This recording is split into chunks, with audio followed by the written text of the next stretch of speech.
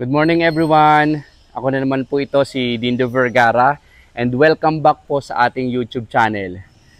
Nandito po tayo ngayon sa Amiya Rosa 2 dito sa Lipa City sa Batangas and obviously isa na naman pong brand new house ang i-feature natin sa ating channel.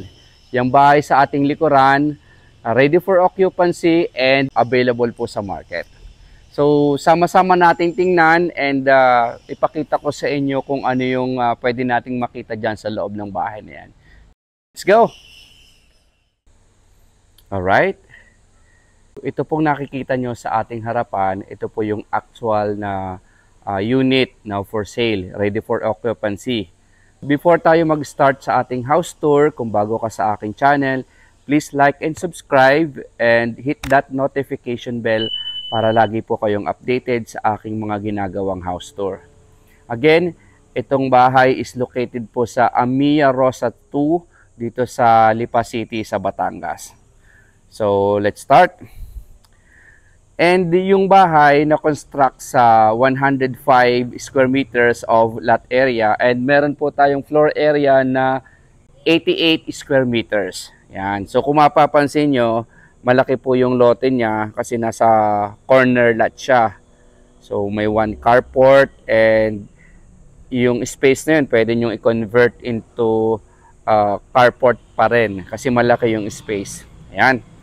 And ang kagandahan ng unit na to, 24/7 ka na may guard kasi ayan po yung ating main entrance gate. So lagi pong may naka-duty na guard.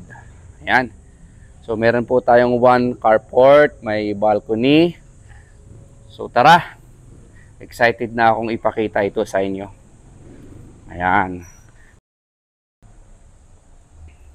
So, pagpasok natin, ito yung bubungad. So, open layout siya dito. Ayan o. Ito yung ating magiging living area or receiving area. Meron tayong sliding door papunta doon sa lanay area. Ito yung sinasabi ko kanina. Napakalaki ng space dito sa lanay. Since ito po ay nasa corner lot.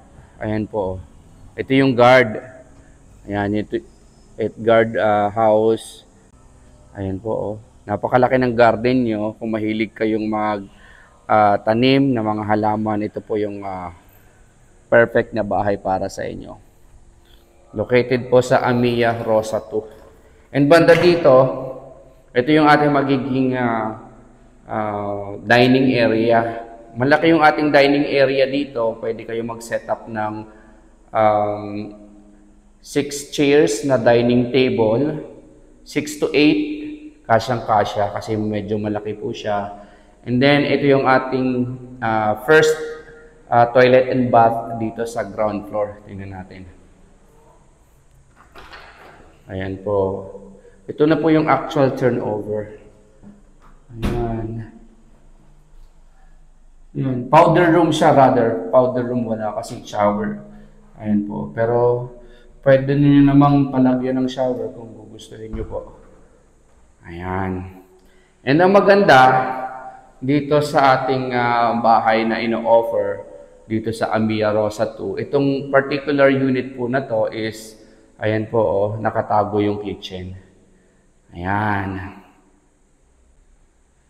Ito po, oh, tagong-tago. Hindi mo kagad mapapansin. Ayan po. Ito yung ating kitchen. Meron na rin tayong cabinet po dyan. Ayan. And ito yung ating door papunta dito sa carport. Ito po yung ating carport, oh. Ayan. So, ayan po. Ito yung view ng ating ground floor. Ayan po, ito yung ating main entrance door. Ayan po, tara sa second floor. Dito sa ating second floor, meron po tayong 3 bedroom. Ayan, isa-isahin natin po.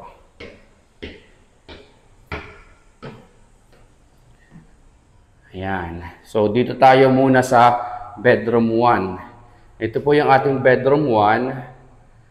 Ayan po. Meron na rin tayong bintana, may provision for AC. Ayun, no?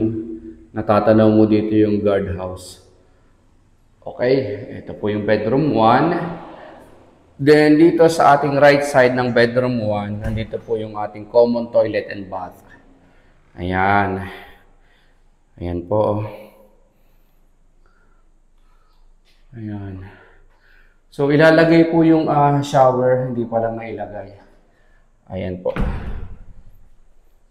And then, ito yung bedroom number 2. Sa bedroom 1 and bedroom number 2, almost or the same in size po. Tara. Pati po yung itsura ng bedroom 1 and 2, pareho din po. And then dito sa bedroom 2, natatanaw din po yung guardhouse. Ayan. Then, ito po yung ating master bedroom. Ayan po. Dito sa ating master bedroom, may dalawang bintana. Yung isa nasa corner, and then yung isa nandito sa may side. Same din po, natatanaw din po yung ating guardhouse. Ayan po. Alright? And dito sa ating master bedroom, mayroon siyang sariling toilet and bath. Ito po yung sariling toilet and bath ni master bedroom. Ayan po. Alright? So ito po yung actual turnover or yung unit na for sale talaga. Ready for occupancy na po. And then ito po yung ating balcony. Napakaganda ng balcony kasi mataas na yung pader dito sa balcony. Hindi ka na makikita ng kapitbahay or yung kapitbahay hindi mo siya makikita. Ito po. So, masarap mag-relax dito sa balcony, malapad. Pwede ka mag-set up ng coffee table dito tuwing umaga or tuwing gabi. Dito ka mag-relax, magkape. And then, natatanaw din po yung ating guardhouse. Ayan po. Alright.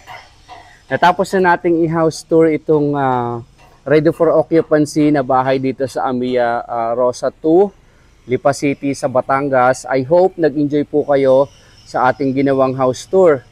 So before po natin i-end ang ating video for today, bigyan ko lang po kayo ng konting idea sa presyo.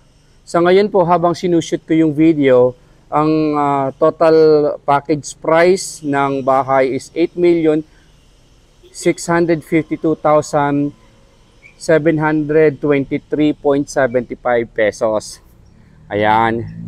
So available po and lahat po ng mga details na hindi ko po na-mentioned, ilalagay ko na lang po sa description box ng ating YouTube channel.